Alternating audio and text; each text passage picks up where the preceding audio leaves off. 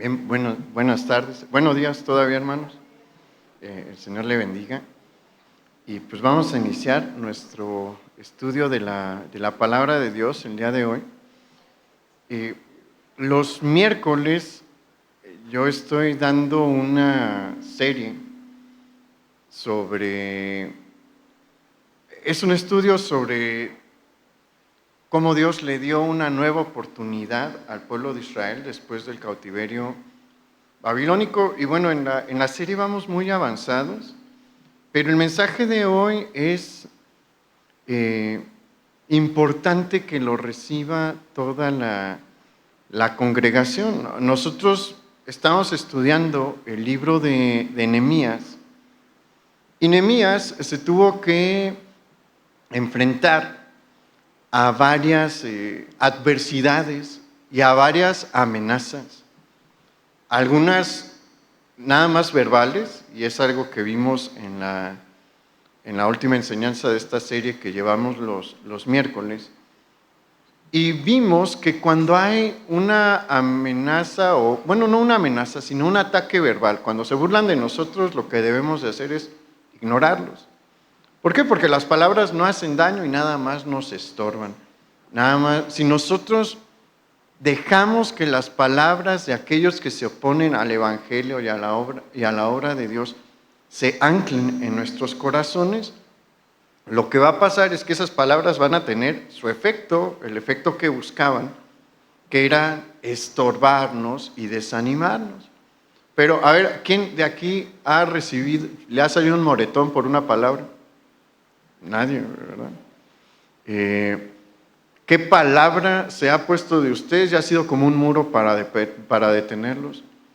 Ninguno. Las palabras desaparecen con el viento. Entonces, cuando se nos agrede verbalmente, hay que ignorarlo y hay que dejarlo y seguir haciendo nuestro trabajo, porque Nehemías no dejó de hacer su trabajo, porque se burlaron de ellos, porque los despreciaron los enemigos. Él sabía que había una misión que realizar. ¿Y sabe algo? Usted tiene una misión que realizar en la obra de Dios. Es algo que hemos estado enfatizando y de verdad quisiera que todo mundo lo entendiera, que todos los que estamos aquí lo entendamos. Dios quiere hacer algo con cada uno de nosotros. No estamos nada más por casualidad aquí. Dios diseñó un plan que nos incluye. Su plan nos contempla, pero quiere ver la voluntad de nosotros y quiere que nos pongamos a trabajar una vez que nos muestra cuál es su voluntad. Y oposición verbal va a haber, claro, y yo creo que la mayoría de aquí lo hemos experimentado, sobre todo en la familia, porque la familia cercana, no el núcleo familiar, bueno, a veces también el núcleo familiar, pero la familia cercana es de las que más se atreven a comentar porque tienen la confianza de la familia, y las que saben cómo soltar el comentario que saben que se va a llegar. Pero son palabras. ¿Qué tenemos que hacer? Dejarlas. Hay que dejarlas así y seguir trabajando. Pero, de eso hablamos la clase, el mensaje anterior. Hoy vamos a hablar de otro tipo de amenazas, porque hay ocasiones en las que los riesgos y las amenazas ya no son verbales, entran a otro rubro, entran a otra índole, se convierten en cuestiones de amenaza física. ¿Y qué es lo que hay que hacer ahí? Y es lo que vamos a estudiar el día de hoy, de lo que vamos a hablar el día de hoy. Por eso el título, bueno, todavía no está ahí, pero el título de nuestro mensaje es Peleando por nuestra familia. Porque llegó un punto en el que los enemigos de Israel Dijeron, bueno, si las palabras no los detienen y las calumnias, porque también los calumniaron, es decir, dijeron mentiras en su contra delante de la autoridad. Dijeron, bueno, si esto no funciona y ellos siguen trabajando, pues vamos a ir al otro nivel. Y el otro nivel ya es la violencia física. Y entendamos una cosa, Satanás ama la violencia física. No es su último recurso, es simplemente uno de los recursos que más le gusta usar. No debemos de ser ingenuos en eso. Le gusta agredir físicamente y tiene muchas maneras de agredir físicamente. Hoy vamos a ver algunas. Y pues Nehemías se ve amenazado por Sanbalat y Tobías, que son de los opositores del pueblo de Israel en este tiempo, y se empiezan a escuchar rumores de ataques coordinados que ellos piensan hacer en contra de Jerusalén. Rápidamente, para que entre en contexto, si no he estado escuchando estos mensajes. Cuando Nehemías llega a Jerusalén con la misión de reconstruir el muro. El muro de una ciudad en ese tiempo es vital. Es su primer defensa y una de las defensas más importantes contra los invasores. Una ciudad sin muro es una ciudad muy vulnerable en cuanto a su población y a sus recursos, porque un enemigo fácilmente la puede tomar si no tiene muro. Y los ladrones de ese tiempo, ¿se acuerda del cuento de Ali Baba y los 40 ladrones? Eso es muy común en este tiempo. O sea, se hace este cuento porque existían ese tipo de bandas, 40 hombres armados que llegaban a veces en la noche a la ciudad y a saquearla rápidamente. Y bueno, en el saqueo también mataban a algunas personas. Una ciudad sin muro está a la merced de este tipo de grupos, ¿no? Y se empiezan a escuchar rumores de que Sanbalat desde Samaria y Tobías desde Transjordania van a atacar a Jerusalén. Y esto se empieza a convertir en una amenaza real y pues tiene que haber una respuesta. Vamos a ver cuál es la respuesta. Acompáñenme a Nehemías capítulo 4, versículo 14.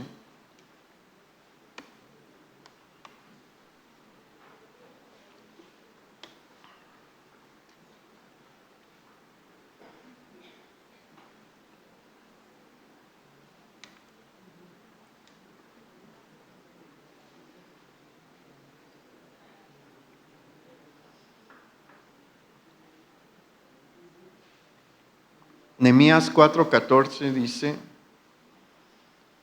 Después miré y me levanté y dije a los nobles y a los oficiales y al resto del pueblo: no temáis delante de ellos, acordaos del Señor, grande y temible, y pelead por vuestros hermanos, por vuestros hijos y por vuestras hijas, por vuestras mujeres y por vuestras casas. Y aquí en este versículo encontramos varias acciones que toma Nehemías, o varias cosas que hace Nehemías ante esta amenaza inminente que está poniendo en peligro a todos los habitantes de Jerusalén. Y lo primero que hace, y lo primero que nosotros debemos de hacer en medio de una situación de riesgo en la que sí se nos está amenazando en nuestros bienes o en nuestra integridad física, es poner nuestros ojos en el Dios nuestro. Nehemías les dice: pongan sus ojos en el Dios de nuestros padres. Y esto era muy importante para el pueblo de Israel, y debe de ser importante para nosotros también. Miren, es bien importante que sepamos quién es nuestro Dios. Ellos lo tenían bien presente. Y al hacer un llamado a poner los ojos en el Dios de sus padres, indirectamente les está diciendo Nehemías: acuérdense que en cada batalla en la que nuestra existencia ha estado de por medio, Dios nos ha defendido siempre. Nuestra confianza es esa, que Dios nos va a defender, como lo hizo con nuestros padres en el pasado. Y efectivamente Dios así lo hizo, porque cuando llega el ejército de Faraón y ellos están con las espaldas hacia el mar, lo primero que Dios hace es ponerse en medio de ellos con la columna de nubes, y después abre el mar. Y una vez que ellos han cruzado, deja que las aguas vuelvan a su lugar y acaba con el ejército de Faraón. En el desierto los atacaron los amalecitas. Y ahí mucha gente no le presta atención mucho a ese pasaje, pero la existencia del pueblo de Israel estuvo en riesgo. No crean que eran 2, 3, 4 brigadas de 40 ladrones, no, era un ejército profesional, atacando un grupo grande, pero de esclavos, que en su vida han empuñado una espada o un arma. ¿Y quién los defendió? ¿Quién les dio la victoria? Dios. Y en cada ocasión en la que su existencia estuvo de por medio, Dios siempre los rescató. Y aquí Él les está diciendo: acuérdense de lo que Dios ya hizo por nosotros, nos va a defender esta vez también. Y esto se aplica a nosotros también.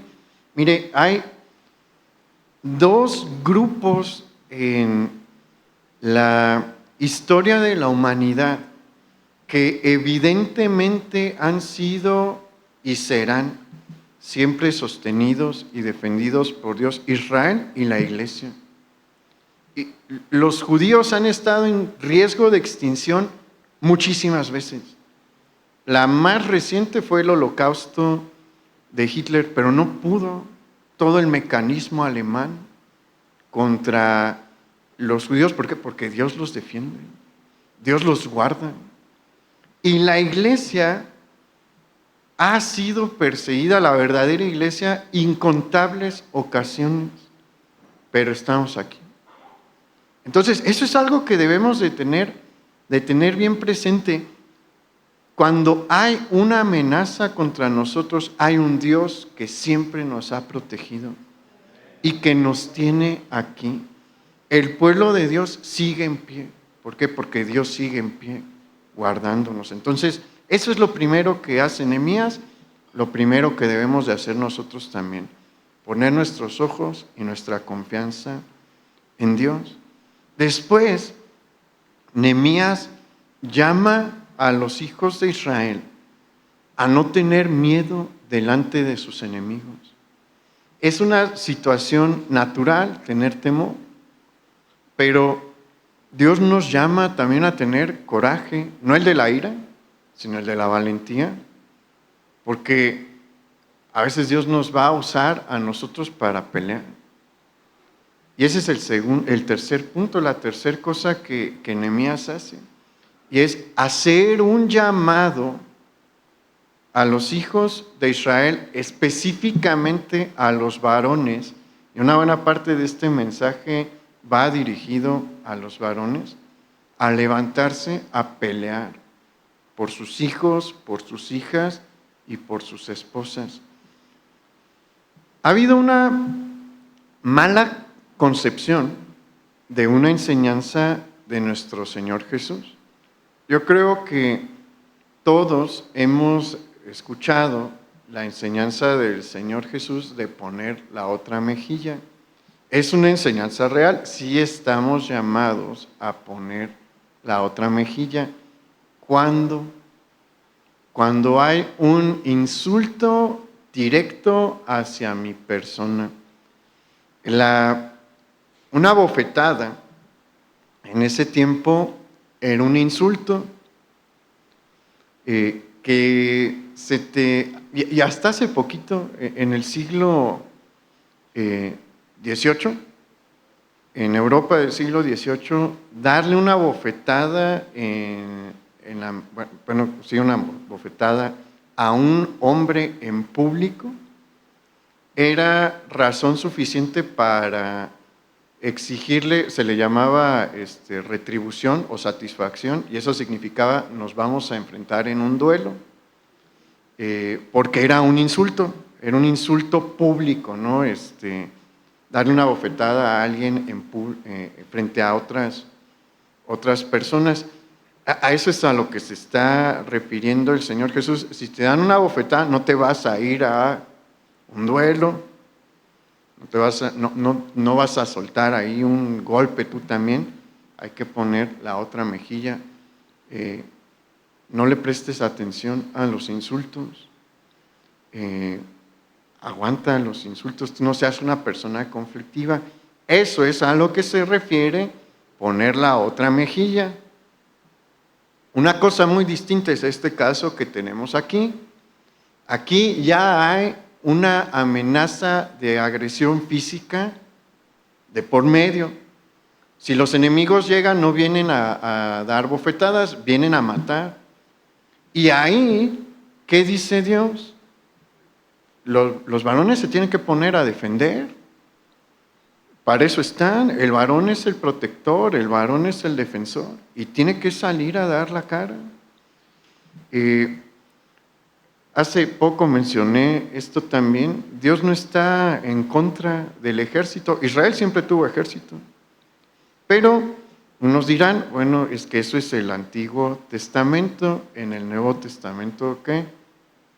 También Dios habló de eso.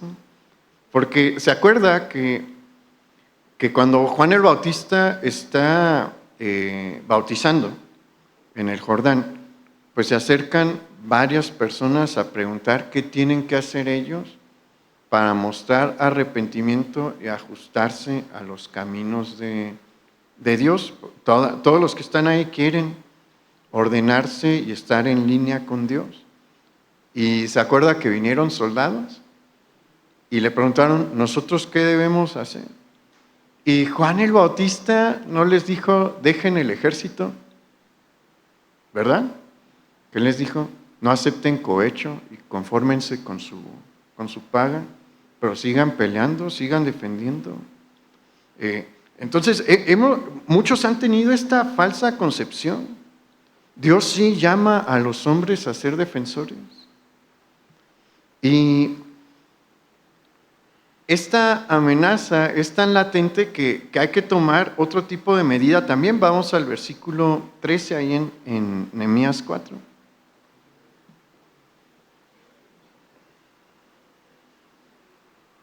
Dice, entonces por las partes bajas del lugar y detrás del muro y en los sitios abiertos puse al pueblo por familias, con espadas, con sus lanzas y con sus arcos. Nehemías tuvo que tomar acciones de defensa. Y mire, probablemente usted como varón, y bueno, hay mamás que, la mamá también está llamada a defender de otra manera, pero aquí vemos a Nehemías tomando acciones defensivas y va a haber momentos en los que vamos a tener que tomar acciones defensivas. Muy probablemente no hay alguien que le esté amenazando en su casa físicamente, pero hoy vamos a ver otro tipo de amenazas que están a la puerta de su casa. ¿Cuáles son las acciones defensivas que toma Nehemías? Bueno, él ya regularmente realizaban una inspección de los avances del muro. Y pues Nehemías tiene bien identificados los puntos vulnerables. ¿Y qué hace? Monta una guardia ahí. Una guardia permanente, no es una guardia que está esporádicamente ahí, es una guardia permanente. Y hay una expresión aquí bien importante, que es la expresión de las partes bajas del lugar. Esta expresión refiere a secciones del muro que no tenían la altura requerida para proporcionar una defensa. Y hay otra expresión, los sitios abiertos, que son partes o donde no ha comenzado la reedificación o donde la reedificación ha sido muy lenta y por lo tanto es un punto de fácil acceso para los enemigos. Son puntos vulnerables, ideales para el ataque. Y Nehemías lo tenía bien identificado y ahí es en donde hay que poner la primer línea de defensa. Y aquí es en donde viene una pregunta importante para nuestro mensaje de hoy. Y la voy a plantear a los papás, porque la verdad es que las mamás luego están más al pendiente de los hijos, pero el varón tiene que estar igual de al pendiente. No igual, más. Vamos a hablar ahorita de eso también, pero pregúntese, papá, jefe de familia, ¿sé cuáles son los puntos vulnerables de ataque hacia mi familia? Su familia está en peligro, ¿eh? Vivimos en un tiempo increíblemente complicado.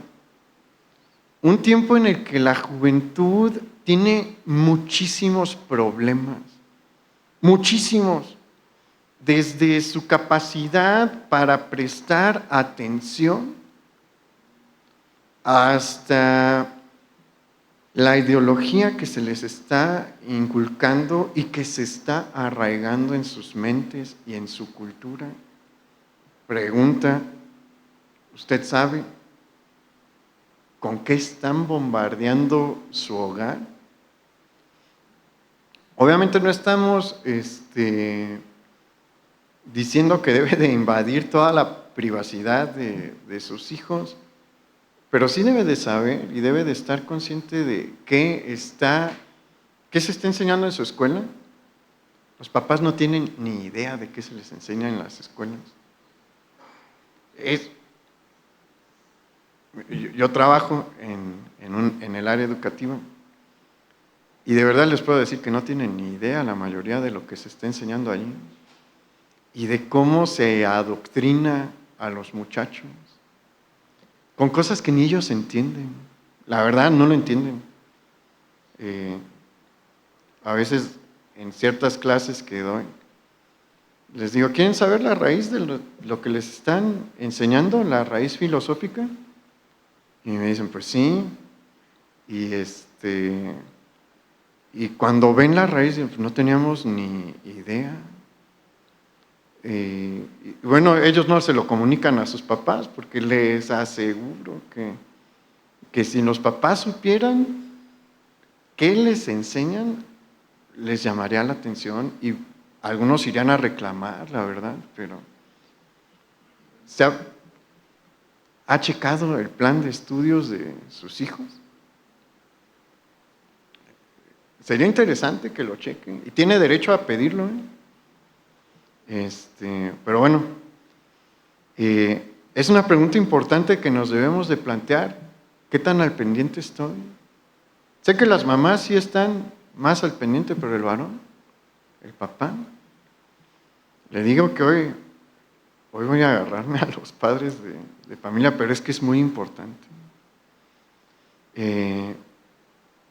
Y aquí lo vemos, el llamado no fue a las mujeres, Nehemías no les dijo, hey, necesitamos mujeres valientes y fuertes, le dijo a los hombres, es hora de tomar las armas, es hora de esforzarse.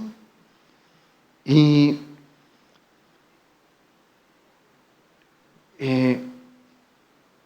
otra cosa en la que se ataca constantemente a los jóvenes y a las esposas son las redes sociales. Hay estudios bien interesantes sobre lo que hacen las redes sociales. Hay algunos que dicen que es uno de los experimentos de la humanidad recientes y que los resultados tal vez adelante muestren que fue un muy mal experimento y que no lo debemos de repetir, porque, mire, hay muchísimas relaciones matrimoniales que se han roto por las redes sociales, porque es bien fácil reencontrarse con el amor perdido de la primaria. Y bueno, lo que tienen las redes sociales es que los mensajes, por eso a los adolescentes les gustan tanto utilizarlas, los mensajes que se reciben disparan dopamina y eso genera emociones, ciertas emociones. No solo le pasa a los adolescentes, le pasa a los adultos también. Entonces, pues ahí empiezan los ataques de dopamina y dicen, no, es que dejé ir al amor de mi vida y me voy a divorciar y me voy a ir acá. No, algunos dicen que, a algunos les da risa, es real, es muy real. Los hombres también son increíblemente vulnerables a eso. Aquí nada más tomé a la mujer porque me vino a la mente, pero a los hombres yo creo que son más vulnerables también a ese ataque de dopamina. Y a los jóvenes les meten tantas ideas a través de las redes sociales y los radicalizan. Y hay estudios que muestran cómo las redes sociales han ayudado a radicalizar, por ejemplo, a los musulmanes, pero no crea que nosotros estamos muy lejos de allí. Yo lo he visto más en las jovencitas, la enorme cantidad de jovencitas radicalizadas y extremizadas en contra de los varones. Y ahorita vamos a hablar un poco de eso. La pregunta la planteo otra vez. ¿Padre de familia está consciente de esto? Y si sí, ¿sabe cómo contestar? ¿Ya buscó, ya se instruyó en cómo contestar a estas amenazas? Porque sepa una cosa, el ataque va contra usted. El ataque está dirigido contra usted. Ahorita lo vamos a ver. Pero vamos al versículo 16.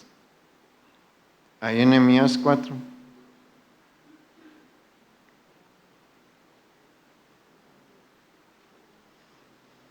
Dice, desde aquel día la mitad de mis siervos trabajaba en la obra y la otra mitad tenía lanzas, escudos, arcos y corazas. Y detrás de ellos estaban los jefes de toda la casa de Judá, los que edificaban en el muro, los que acarreaban y los que cargaban. Con una mano trabajaban en la obra y en la otra tenían la espada. Porque los que edificaban, cada uno tenía su espada ceñida a sus lomos y así edificaban. Y el que tocaba la trompeta estaba junto a mí. Y aquí hay varias cosas interesantes, porque todos los varones se vieron en la necesidad de estar listos para la batalla permanentemente. Aquí hay una expresión en el versículo 17, no, en el 18. Dice, cada uno tenía su espada ceñida a sus lomos y así edificaban. Y en el 17 dice, con una mano trabajaban en la obra y en la otra tenían la espada. Esa es una expresión poética, no significa que estaban poniendo la mezcla, que usaban la espada como cuchara, no, o como pala, no. Es una expresión que lo que implica es que estaban cargando la espada. Probablemente cargaban también un escudo. Y bueno, las manos sí las tenían libres para trabajar, pero llevaban el equipo de batalla a la hora de trabajar en albañilería, porque esto era trabajo de albañilería. ¿Y qué implica esto? Que todos tuvieron que redoblar su esfuerzo, que todos tuvieron que utilizar más sus fuerzas, porque pues llevaban peso extra. Un escudo en ese tiempo implica varios kilos sobre la espalda. Una espada implica 1 kilo o 2, dependiendo del tipo de espada, de peso extra que debo de cargar. Pero estaban dispuestos a hacerlo porque sabían que estaba de por medio la integridad de sus familias, la vida de sus familias. Y la verdad es que si usted está dispuesto a aceptar la responsabilidad, porque no es un reto, esta es una responsabilidad que Dios le puso como varón al estar al frente de una familia, va a tener que echarle más ganas, va a tener que trabajar más. ¿Por qué? Porque implica que dedicarle más tiempo a los hijos. Y pregúntese, ¿cuánto tiempo le dedico a mis hijos? Para platicar con ellos, no para sacarlos a pasear, para platicar con ellos y saber cuáles son sus necesidades. Le aseguro que llega cansado a casa después de trabajar, es normal, pero quiere defender a su familia, hay que dedicarle tiempo a los hijos, aunque se sienta cansado, como ellos. Tenían que cargar esto, pero es que si no, los mataban. ¿Qué más implica este llamado? Tiene que aceptar su rol como líder espiritual. ¿Eso qué implica? Sus hijos lo tienen que ver orando y leyendo la palabra. Tiene que prepararse también para saber cómo contestar sus inquietudes de acuerdo a la palabra de Dios, no a lo que le dice su corazón, no, de acuerdo a lo que dice la palabra de Dios. Tiene que estudiar, tiene que conocer más la palabra de Dios. Es un llamado a esforzarse, es un llamado a ponerse a trabajar, pero recuerde que si no lo hace, Dios lo va a llamar a cuentas. Aunque sea salvo, todos vamos a ir a rendir cuentas delante de Dios. No se va a perder de la gloria del cielo, no, pero hay galardones allá. Y hay quienes van a ser galardonados y hay quienes les van a decir, bienvenido a casa y ya. ¿Cómo quiere presentarse usted? Que le digan, pues, bienvenido, qué bueno que estás con nosotros. O decir, qué bueno que hiciste tu trabajo, el Señor está complacido por el trabajo que hiciste. Porque sí, no va a perder su salvación, pero Dios sí le va a llamar a cuentas. Y bueno, trabajo extra sí lo es. Vamos al versículo 19.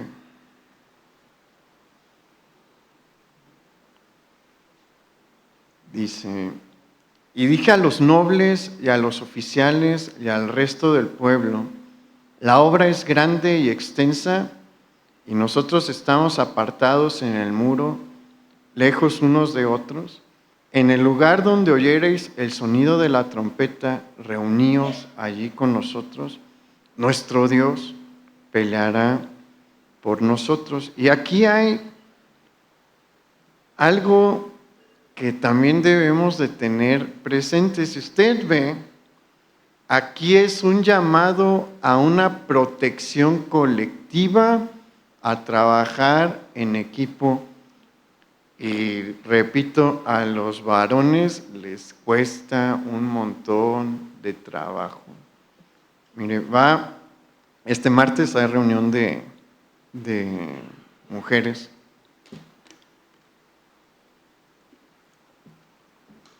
y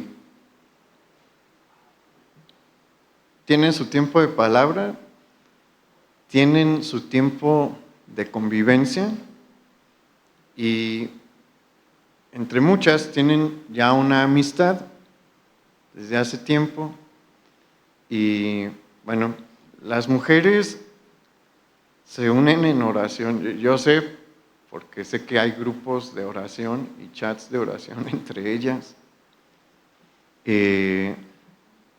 Buscan apoyarse, se organizan y aquí en las reuniones hay café, pasteles, galletas, muchos hechos por ellas mismas. Y es evidente que hay amistad y comunión entre ellas y apoyo espiritual entre ellas. Eso no pasa con los varones y está mal. Pregúntese a usted mismo, ¿cuántos amigos tengo en la iglesia? ¿Con cuántos varones platico que son de la iglesia? ¿A qué amigo de la iglesia, le puedo pedir que me apoye en oración? A veces ni a los pastores nos dicen, y eso está mal. ¿Por qué? Porque no podemos ser guerreros solitarios. El llamado jamás fue a ser guerreros solitarios. Eso no funciona. Y entre ustedes, varones, no me dirijo tanto a las mujeres, porque la verdad le echan más ganas. Yo lo he visto, soy testigo, las mujeres le echan muchas ganas en esto, pero los varones tienen que echarle ganas a esto también. No son guerreros solitarios. Dios no los llamó a ser guerreros solitarios. Necesitamos la ayuda de otros. Necesitamos tener amistades entre otros porque no las podemos todas, no sabemos todo. Y aunque Dios nos revela, va a haber ocasiones en las que va a utilizar a otros varones para darnos instrucción. Entonces, échele ganas, póngase. Yo no puedo convivir por usted, pero le digo algo, es un llamado que tiene. Debemos de funcionar, como aquí nos dice Nehemías, de una manera coordinada. ¿Por qué? Porque la principal fuerza de una congregación son los varones. ¿Por qué? Porque los líderes, ¿quiénes son? Los varones. ¿Y dónde están? Diga aquí, varones, diga, aquí no, hay varones aquí. Mire, no saben lo importantes que son en la vida espiritual de su familia, pero yo se lo voy a decir. Hay una estadística. La probabilidad de que el resto de la familia se convierta al Señor, si los primeros en convertirse son alguno de los hijos, es el 3.5%. No son datos que me inventé, es una estadística. La probabilidad de que toda la familia se convierta, si la primera en convertirse es la mamá, es del 17%. ¿Sabe de cuánto es la probabilidad, si el primero en convertirse es el papá, de que los demás lo sigan? 93%. Es una realidad, porque el varón es el líder natural y tiene que asumir esa responsabilidad. ¿Quiere que su familia cambie? Cambie usted primero, varón. Dele el ejemplo a su casa, orando, leyendo la Biblia y asistiendo a la iglesia, y va a ver que las cosas cambian. Estos son datos duros. Aquí hay una muestra clara del valor tan importante que tiene que sea el líder de la casa. Un líder temeroso de Dios, ese es un detalle bien importante. Pero tristemente vivimos en una cultura en la que el varón tiene una gran apatía hacia el liderazgo. Es la verdad. ¿Por qué? Porque el liderazgo implica trabajo. Me acuerdo mucho de una serie de televisión que veía y pues engatusan al papá a acudir a una reunión del fraccionamiento y es el único que asiste a la reunión, ¿no? Y el encargado quiere quitarse esta responsabilidad y le dice, no, pues es que si tú aceptas el cargo tienes que hacer esto y esto. Y dice, ay, es que eso suena a trabajo y como que no lo quiero hacer. ¿Por qué? Porque no nos gusta echarle ganas a otras áreas. El liderazgo implica trabajo, sí, es una realidad, pero usted tiene que ser un líder. ¿Y sabe qué? Si no toma su papel de liderazgo, hay quien sí lo quiere tomar. Y ahorita vamos a hablar un poquito de esto. Es ahorita donde voy a entrar a algunas nada más, algunas áreas en las que su familia y específicamente sus hijos están siendo atacados.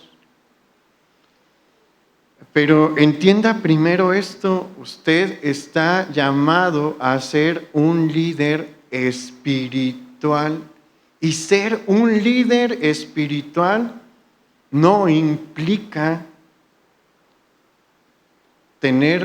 no tener otros tipos de liderazgo. Y observe el liderazgo de Abraham. Abraham era el líder espiritual de su familia, era el patriarca. Y aquí no tenemos ningún problema con el término patriarca. La mayoría de nuestros héroes de la fe fueron patriarcas. Y ahorita va a ver por qué hago énfasis en esta palabra. Era efectivamente líder espiritual, sabía cómo ofrecer sacrificios a Dios, sabía cómo levantar un altar, sabía cómo buscar a Dios en oración, pero cuando atacaron a Job, ¿qué hizo? Agarró las armas y a pelear. Ya no es excluyente. ¿Sabe que en la Segunda Guerra Mundial muchos soldados eran verdaderamente cristianos? Y hay una canción en la que se narra el testimonio de un viejito que estuvo en la Segunda Guerra Mundial. Y dice, llevar la Biblia me salvó la vida estando en batalla. Si no hubiera leído todas las noches la Escritura, me hubiera vuelto loco. Entonces no son excluyentes estas cosas. Dios requiere los dos, que seamos valientes ante el mundo y que seamos los líderes espirituales. Y mire, los jóvenes de hoy están siendo atacados, y digo jóvenes porque no nada más son las mujeres, los hombres también están siendo atacados por la tercera ola del feminismo. Y la tercera ola del feminismo está llevando a las mujeres a despreciar el plan de Dios para la familia y le enseñan a la jovencita, porque empiezan rápido, en las redes sociales a los 12, 13 años ya las están pescando y las están trabajando. Y se vuelve el trabajo más intenso en el área de la prepa porque su mente es más vulnerable allí. Y allí las empiezan a adoctrinar y se les enseña que la mujer solamente puede ser feliz y solamente puede sentirse realizada si hace exactamente las mismas actividades que el varón. Y por eso, ahorita estamos teniendo, aquí no hay datos claros, pero en Estados Unidos las mujeres que entran a la universidad tienen mayores problemas de alcoholismo y de drogadicción que los varones. Tienen también más problemas de sexo ilícito que el varón. Eso no es, eso es un dato real, es un dato duro. La mujer allá está peor en esas áreas cuando entra a la universidad que los hombres. ¿Por qué? Porque les están diciendo tienes que comportarte igual de mal que el varón para ser libre, para empoderarte. Tienes que realizar las mismas actividades. ¿Y eso qué implica? Deja la idea de ser mamá, deja la idea de tener hijos, deja la idea de estar en una familia. Pero a los varones los están adoctrinando para hacerles creer, y presten atención aquí todos los padres de familia, porque esto es bien real. A los niños les están haciendo creer que es un crimen contra la mujer ser varonil. Tal vez usted no lo sabía, pero eso les enseñan porque quieren levantar una generación de hombres débiles, de hombres con un carácter débil. Papá sí tiene que trabajar con su hijo, porque eso les están enseñando. Se está levantando una generación de jóvenes medio afeminados, la verdad. Perdóneme la expresión, pero le voy a dar un ejemplo. ¿Por qué? En el fútbol americano, yo veo mucho fútbol americano. Este año el proyecto de la universidad de quarterback más importante, por el que se van a pelear los equipos por agarrarlo en el draft, se pinta las uñas de rosa, se pone labial y después de un juego dijo, perdimos y me fui a abrazar a mi perrito. Yo soy del tiempo de Brett Favre, de Green Bay, y él era bien rudo, la verdad, era bien rudo. Se está dañando la figura del varón y se está buscando levantar a un hombre débil que tenga un liderazgo débil. ¿Para qué?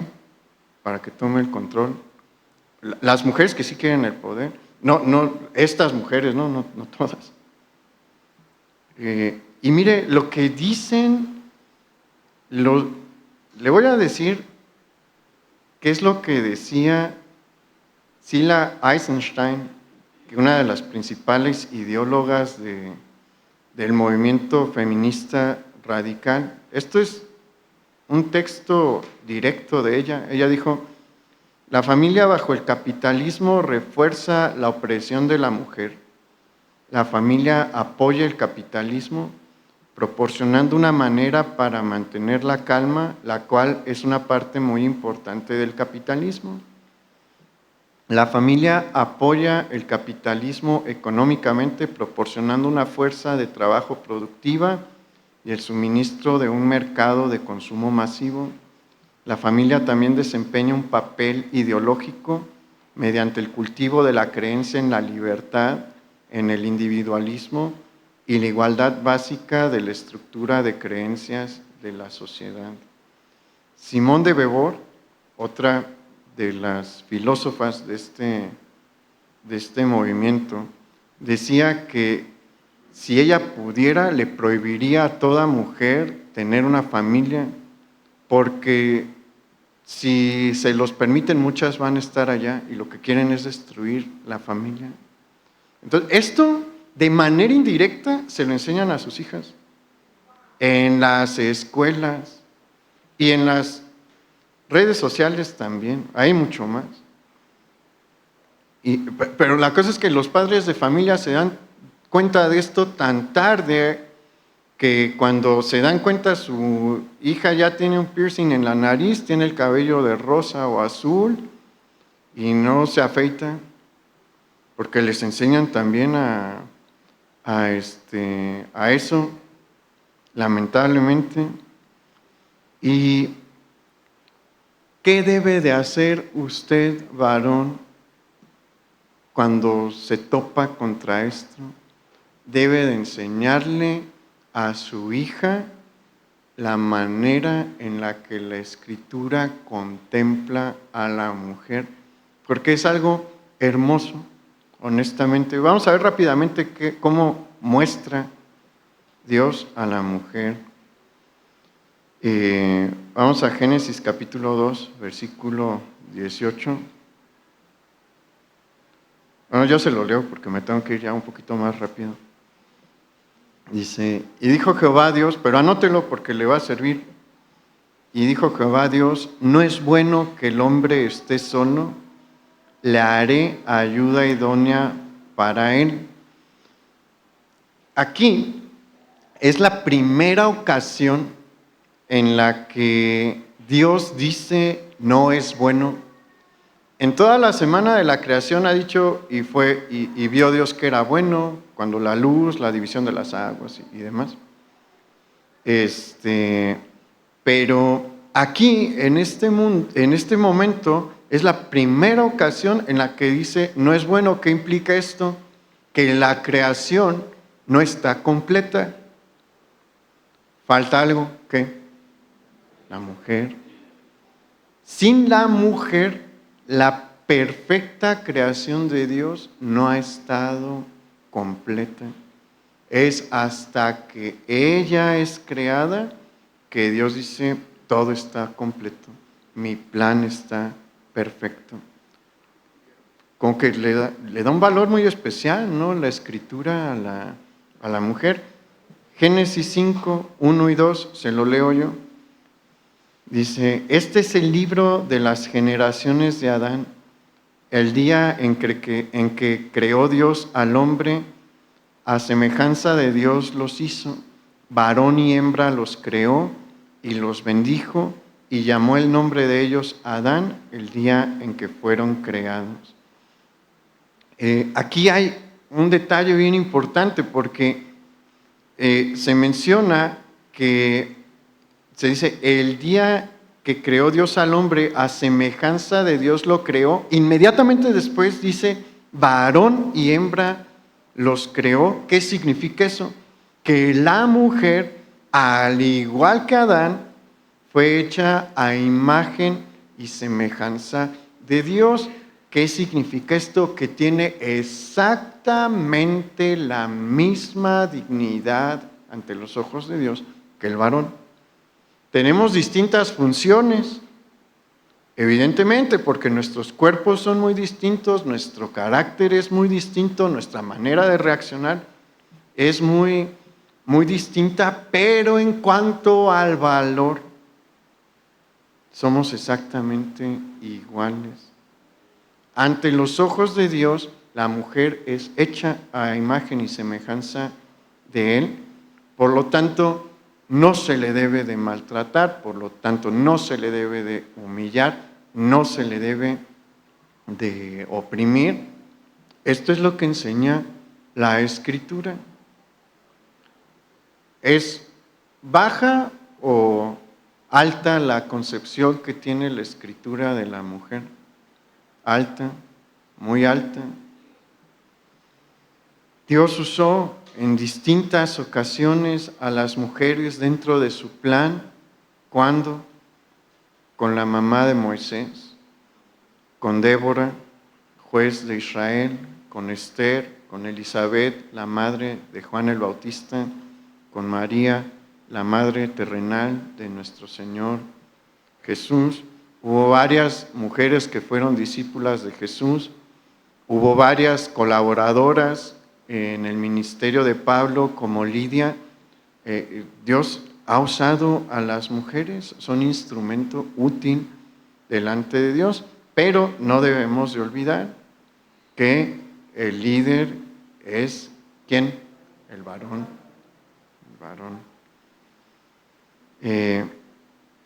Otra cosa que promueve la tercera ola del feminismo es la generalización y la normalización del aborto.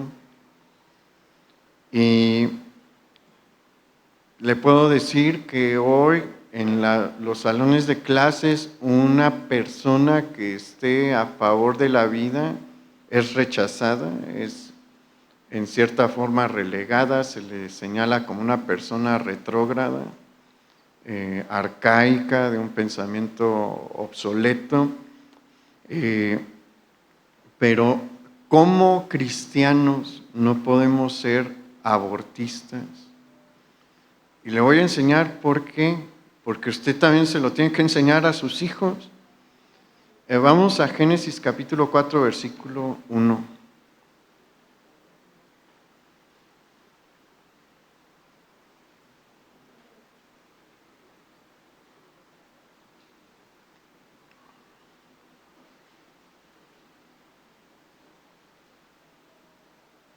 Dice, conoció Adán a su mujer Eva, la cual concibió y dio a luz a Caín, y dijo, por voluntad de Jehová he adquirido varón. Y aquí hay varios detalles que hay que resaltar. Esta expresión de conoció Adán a su mujer Eva, significa que pues, tuvieron relaciones sexuales y, por consiguiente, concibió. Lo natural, ¿no? Es el diseño. Pero es el diseño reproductivo. Pero lo importante aquí es la expresión de Eva cuando tiene acá y dice, por voluntad de Jehová he adquirido varón. Esta expresión le enseñó al pueblo de Dios que toda concepción era producto de la mano de Dios. Dios es el que concede la vida. Y lo vamos a ver en varios casos bíblicos, pero esta es la primer concepción que hay en la historia de la humanidad. ¿Y qué hace Eva? Eva reconoce que es producto de la mano de Dios, que es obra de Dios cada vida humana que entra a esta tierra. Y si usted ve en el caso de Abraham, vemos lo mismo, la vida la da Dios. Hay muchas mujeres que tuvieron problemas de esterilidad, que fueron estériles, perdón.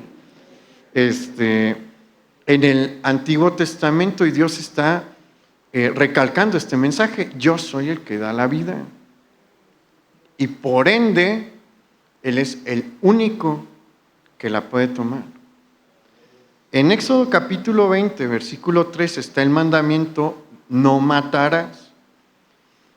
Ese mandamiento prohíbe cualquier acto deliberado y premeditado en el que se le quita la vida a un inocente, sin importar la etapa en la que se encuentre su vida, incluyendo la concepción, porque toda concepción la permite ¿quién? Dios. Él es el que concede la vida humana. Y la Escritura nos muestra claramente que Dios es el diseñador de cada ser humano. Anote las citas, yo se las voy a leer. Salmo 139, versículos 13 y 14 dice, porque tú me formaste mis entrañas, tú me hiciste en el vientre de mi madre, te alabaré porque formidables y maravillosas son tus obras, estoy maravillado, mi alma lo sabe muy bien. Jeremías capítulo 1, versículo 5, antes que te formase en el vientre te conocí, y antes que nacieses te santifiqué, te di por profeta a las naciones. Dios nos diseñó a cada uno de nosotros. Él ideó nuestro color de piel, de ojos, de cabello, estatura. Cada uno de nosotros fuimos moldeados por Dios bajo su voluntad. Nadie tiene derecho a destruir la obra de Dios? Nadie. ¿Y desde cuándo lo hacen? Desde que está la persona en el vientre de la mamá. Ahí Él concede el aliento de vida que concedió a Adán, es decir, ahí Dios otorga el alma inmortal del hombre. Es el homicidio, es uno de los pecados que más abomina a Dios. Y en el Antiguo Testamento era muy penado. A Dios le irrita que alguien se atribuya el derecho que únicamente Él tiene. El único que puede decir cuándo un alma debe de dejar el mundo mortal, debe de separarse del cuerpo y el cuerpo debe de dejar de funcionar, es Dios. Jamás se le concede eso al hombre, salvo cuando cuando se violenta la ley, ahí es otra cosa. El homicidio es una cosa distinta a la pena de muerte, pero no voy a entrar a eso. Eso lo veremos en algún momento después. Pero rápidamente, y lo más rápido y breve que pude, quise mostrarle algunas de las amenazas que están a la puerta de su hogar, cómo contestar con la Escritura, pero usted tiene que echarle más ganas porque hay más preguntas de estos mismos temas, pero es su responsabilidad. Entonces, a las mujeres también tienen este llamado, pero sí quisiera extenderlo con énfasis al varón, porque necesitamos que los varones de esta congregación se empiecen a poner de pie. Pero es decisión de ustedes, no los podemos obligar desde el liderazgo, pero el Señor le está llamando hoy, como hizo el llamado Nehemías. Vamos a orar. Señor, te damos muchas gracias por lo que tú nos hablas en esta mañana. Y yo te pido, Padre, por los hogares de esta congregación,